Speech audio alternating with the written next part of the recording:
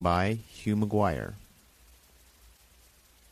Notes from the Underground by Fyodor Dostoyevsky. Chapter 10.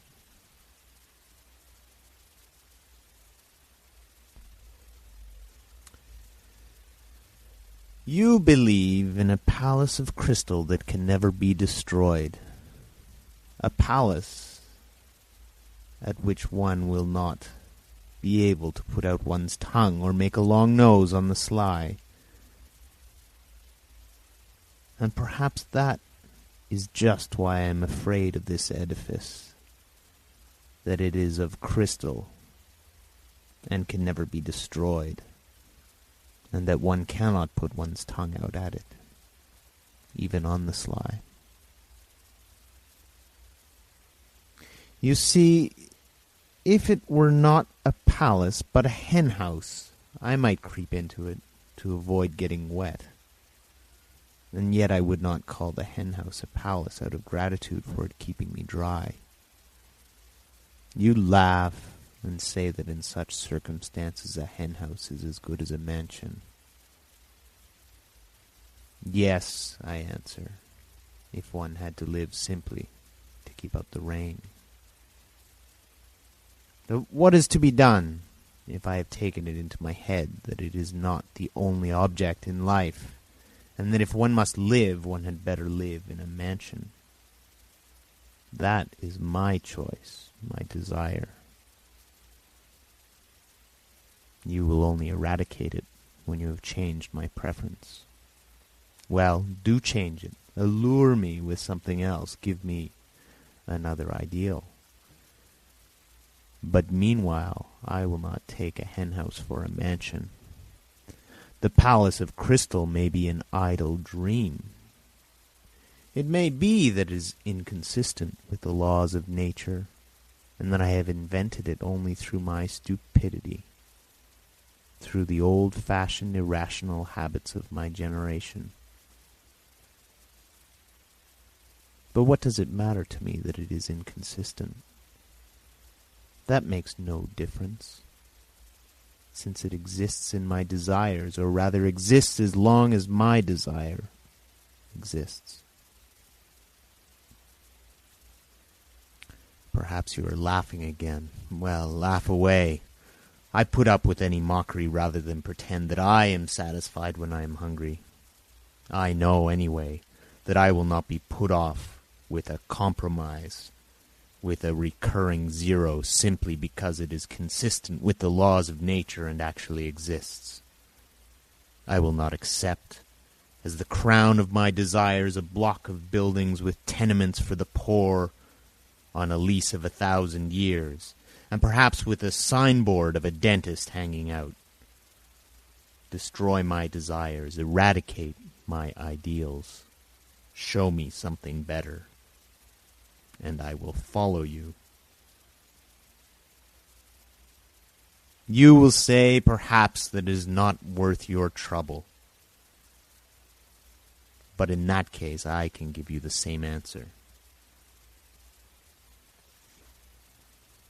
We are discussing things seriously, but if you won't deign to give me your attention, I will drop your acquaintance. I can retreat into my underground hole. But while I am alive and have desires, I would rather my hand were withered off than bring one brick to such a building. Don't remind me that I have just rejected the palace of crystal for the sole reason that one cannot put out one's tongue at it. I did not say because I am so fond of putting out my tongue. Perhaps the thing I resented was that of all your edifices there has not been one at which one could not put out one's tongue. On the contrary, I would let my tongue be cut off out of gratitude if things could be so arranged that I should lose all desire to put it out. It is not my fault that things cannot be so arranged, and that one must be satisfied with model flats. Then why am I made with such desires? Can I have been constructed simply in order to come to the conclusion that all the construction is a cheat? Can this be my whole purpose? I do not believe it. But do you know what? I am convinced that we underground folk ought to be kept on a curb, though we may sit 40 years underground without speaking. When we do come out in the light of day and break out, we talk and talk and talk. Chapter 11.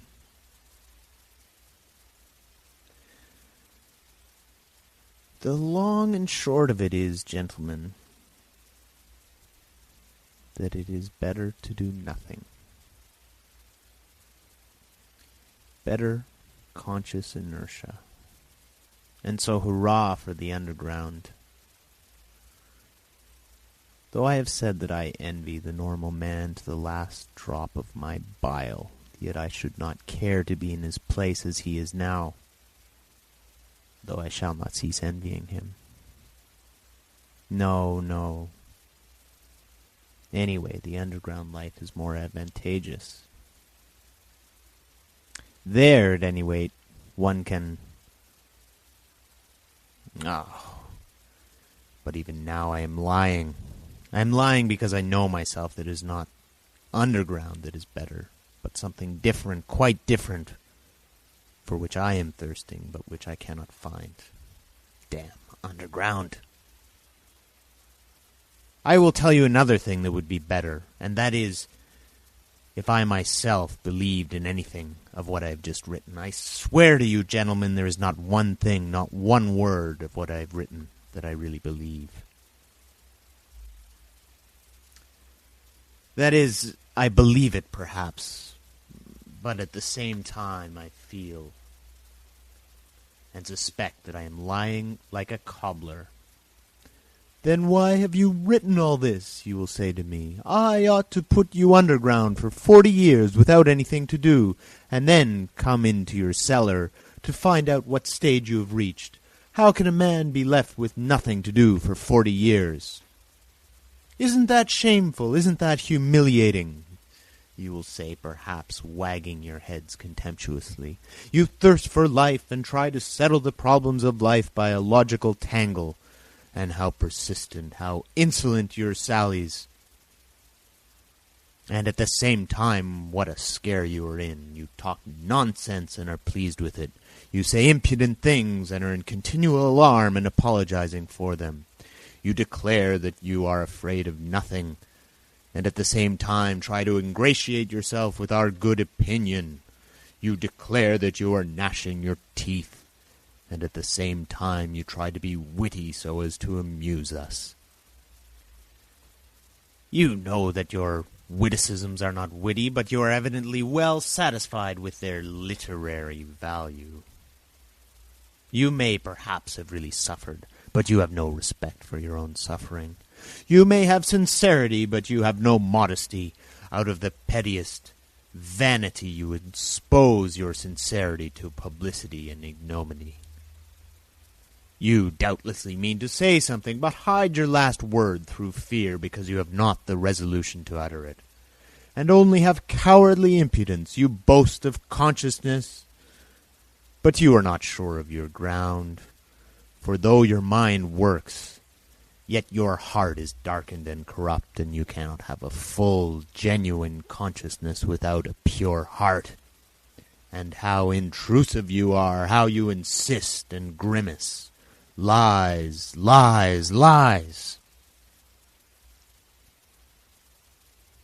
Of course, I have made up all the things you say. That, too, is from underground. I have been for 40 years listening to you through a crack under the floor. I have invented them myself. There was nothing else I could invent.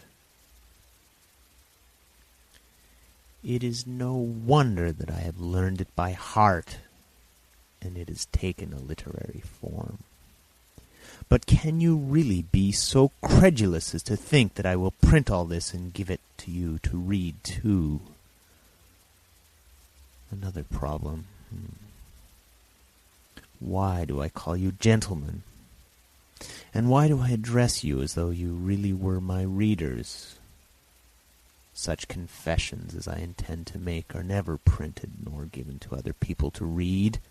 Anyway, I am not strong-minded enough for that, and I don't see why I should be. But you see, a fancy has occurred to me, and I want to realize it at all costs. Let me explain. Every man has reminiscences which he would not tell to everyone, but only to his friend. He has other matters in his mind which he would reveal not even to his friends, but only to himself, and that in secret. But there are other things which a man is afraid to tell even to himself, and every decent man has a number of such things stored away in his mind. The more decent he is, the greater the number of such things in his mind. Anyway, I have only lately determined to remember some of my early adventures. Till now I have always avoided them, even with a certain uneasiness. Now, when I am not only recalling them, but have actually decided to write an account of them, I want to try the experiment whether one can, even with oneself, be perfectly open and not take fright at the whole truth. I will observe in parenthesis that Heine says that a true autobiography is almost an impossibility and that man is bound to lie about himself. He considers that Rousseau certainly told lies about himself in his confessions, and even intentionally lied out of vanity. I am convinced that Heine is right. I quite understand how sometimes one may, out of sheer vanity, attribute regular crimes to oneself, and indeed I can very well conceive that kind of vanity. But Heine judged of people who made their confessions to the public. I write only for myself, and I wish to declare once and for all that if I write as though I were addressing readers, that is simply because it is easier for me to write in that form. It is a form, an empty form. I shall never have readers. I have made this plain already. I don't wish to be hampered by any restrictions in the compilation of my notes. I shall not attempt any system or method. I will jot things down as I remember them. But here perhaps someone will catch at the word and ask me, if you really don't reckon on readers, why do you make such compacts with yourself, and on paper too? That is, that you won't attempt any system or method, that you jot things down as you remember them, and so on and so on. Why are you explaining? Why do you apologize? Well, there it is, I answer. There is a whole psychology in all this, though. Perhaps it is simply that I am a coward, and perhaps that I purposely imagine an audience before me in order that I may be more dignified while I write. There are perhaps thousands of reasons. Again, what is my object precisely in writing? If it is not for the benefit of the public, why should I not simply recall these incidents in my own mind without putting them on paper? Quite so.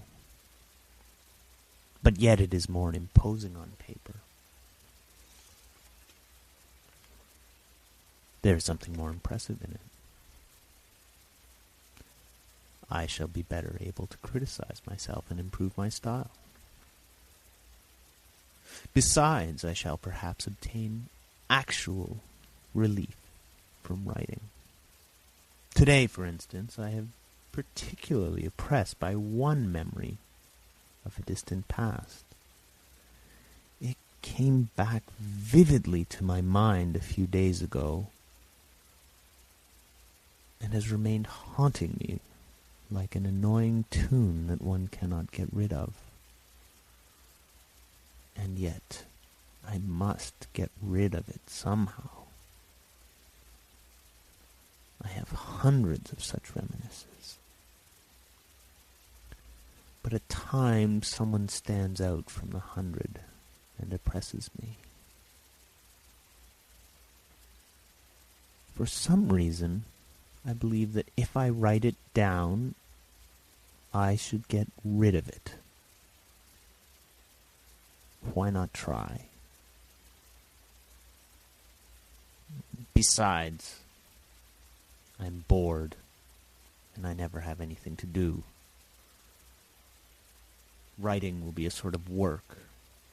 They say a work makes man kind-hearted and honest. Well, here is a chance for me anyway. Snow is falling today, yellow and dingy.